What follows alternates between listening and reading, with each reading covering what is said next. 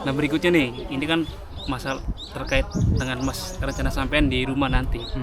Kita sekarang mau berbagi mengenai pengalaman sampean selama 5 tahun di Korea ini, dari pabrik pertama, terus pabrik pertama itu kayak gimana, terus apakah pernah pindah pabrik dan sebagainya. Ya, saya tuh di Korea itu jujur orangnya itu nggak bertahan. Nah, berarti Pabrik itu saya udah pindah 4 kali guys.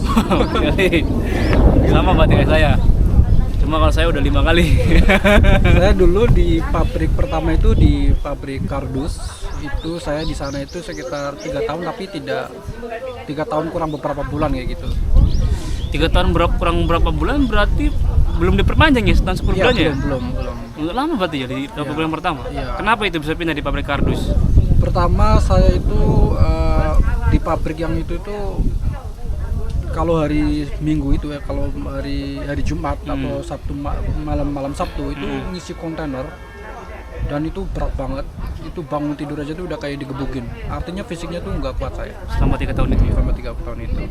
Tapi dalam 3 tahun itu awal-awal kenapa nggak mikirin saya coba pindah dulu deh, atau malah nggak apalah saya bertahan di sini? Itu kan 3 tahun kan lama juga. Ya, pertimbangannya sebenarnya ketika saya pindah bukan hanya masalah fisik, tapi juga masalah gaji. Kenapa gajinya nggak bener? Gajinya lancar, cuma potongannya terlalu besar. Berapa itu sebulan? Bisa nyampe, jadi pabrik saya itu di dulu tuh agak aneh ya. Gaji kita dinaikin tapi potongan kita juga dinaikin gitu. Jadi kayak dakalin gitu.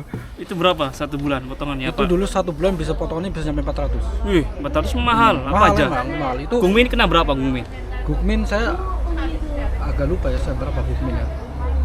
Saya lupa sih Gukminnya berapa. Tapi kalau yang kena potongan itu termasuk makan sama asrama. Jadi asramanya itu bayar di tempat saya. Berapa kenanya? Itu bayar 150 bayar. Mahal banget kan? 150 mahal. Mahal. Umumnya malah 50.000 biasanya. Iya. 50.000 yang paling mahal 100.000 asrama itu. Tapi kalau 150 itu maksudnya udah mahal. Mahal banget. Udah sama kayak nyewa rumah sendiri. Terus apalagi yang dipertimbangkan sebelum akhirnya pindah deh? Ya pindah. Jadi waktu itu saya punya pikiran tuh kayak gini. Saya tuh pengen dapat setidak-tidaknya tuh saya bisa nyimpen duit itu pada waktu itu sebulan itu di atas 2 juta lah. Kalau di pabrik itu saya nggak mampu. Belum saya harus jajan, terus saya harus nyisikan gitu. Jadi saya nggak mampu. Jadi selain capeknya luar biasa, terus pendapatannya juga kurang. Jadi itu yang membuat saya pindah. Oke. Jadi ini perlu digarisbawahinya. Pendapatan di sini jangan dibandingin sama yang di rumah begitu loh. Iya. Di Indonesia kerjanya susah, kenapa di sini nggak bersyukur? Bukan seperti itu, karena emang ya dasar standarnya emang seperti itu. Di sini juga pabrik kan banyak. Jadi di Korea itu ada yang kerjanya santai tapi gajinya banyak, gede. Ada yang kayak gitu, teman-teman ya. Ada yang kerjanya kesel banget, capek banget tapi gajinya nggak sesuai. Banyak teman-teman kayak gitu, banyak di sini. Makanya karena ada pilihan, terus juga bisa milih ya, kenapa nggak kita coba begitu. Jadi bukan kita kurang bersyukur ya. Benar. Karena kalau ada kesempatan, ada pilihannya, harus dicoba begitu. Justru kalau pendapat saya pribadi itu pindah itu malah justru menjadi satu pilihan kita itu bisa memaksimalkan kesempatan kita di Korea. Nah, Itu. Jadi ada pindah itu, ya itu bisa menjadi salah satu solusi kalau kita memang tidak nyaman di pabrik yang sebelumnya. jadi bukan kita nggak bersyukur ya dengan yang kita dapat, bukan seperti itu. Karena emang ya kondisinya nggak memungkinkan, terus juga dikasih kesempatan sama pemerintah begitu ya kan, ya harus kita coba begitu. Jadi setelah 3 tahun akhirnya pindah. Nah, Terus pabrik yang kedua dapat pabrik apa? pabrik yang kedua itu saya dapat pabrik kayak bikin asbak gitu, Asbak. tapi alat elektronik, dia diekspor ke Jerman. Cuma baru kerja 3 bulan pabriknya bangkrut. Pabriknya bangkrut. Wah, Jadi barangnya tuh numpuk di gudang, dia nggak diekspor, gagal. Sebenarnya saya nggak dipecat, tapi karyawannya lain itu pada melakukan penunggakan gaji. Terus saya mau mengundurkan diri, tapi ditahan sama pabrik. Kamu pindah aja ke bagian perakitan itu. Cuma karena udah penunggakan, terus juga ada sering libur, ya udah akhirnya saya milihkan untuk itu pindah di Nodongbunya karena pabrik bangkrut, apa memang karena udah bangkrut, sebelum bangkrut sampainya pindah aja dulu? ya, sebelum bangkrut saya udah pindah. Berarti maksudnya kena kepotong hitungan jatah itu yang 3 kali ya? Jadi statusnya memang pindah, bukan dipindahkan karena bangkrut dulu. Berarti yang kedua ini emang gara-gara bangkrut ya?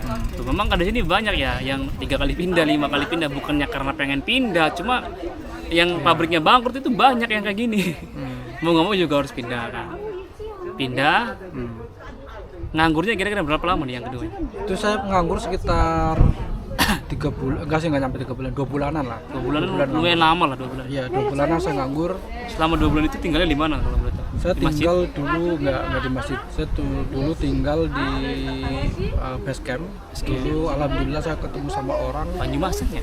Iya, Banyumas, namanya Mas Baru. Baru. Tuh, saya ditolong sama Hidupnya Mas aja, Baru. Mas Tolong sama Mas Baru untuk tinggal di base campnya selama masa pencarian. Oke. Nah, terus pabrik apa nih setelah pabrik asbak? Setelah pabrik asbak, Pabrik yang ketiga ya? ya ini pabrik yang ketiga itu saya nyari di daerah Ansang. Dapat nggak? Dapat, pabriknya bagus malah. Namanya Denso, pabrik Denso. Dia bikin spare part mobil.